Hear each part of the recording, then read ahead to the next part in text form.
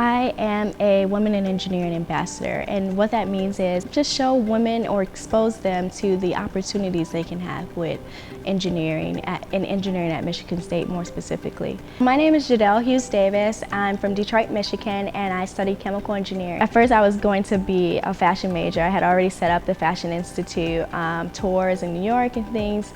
And I realized that I was denying a part of myself because I love science. I took AP Bio. I got all this credit and my mom's like, what are you gonna do with it, you know?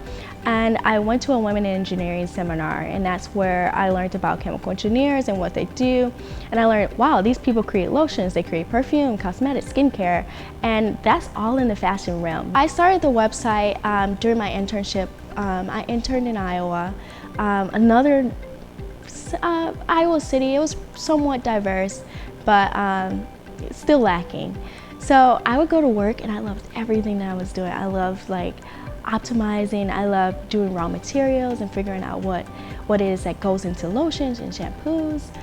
However, when I got home at work, out for work, it was hard to figure out people who had similar interests and similar backgrounds. I don't ever want like another minority woman to feel like they can't do it because they're alone. And that can be a crippling feeling. So I created a website that allows them to talk about these feelings, get solutions, get mentors, and have access to that type of support.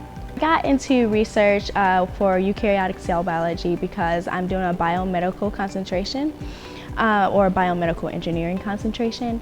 And that allows me to learn more about the deep cell signaling. We started doing research, but it was totally different. It was on heroin. So it wasn't skincare, but it was still interesting, right? Because heroin, you're like, wow, like why would I want to research heroin? But there are so many applications to researching these receptors and providing therapeutic methods or medicines for depression and mood disorders, and also curing, or not curing, but saving someone's life. Research means to me finding out the whys.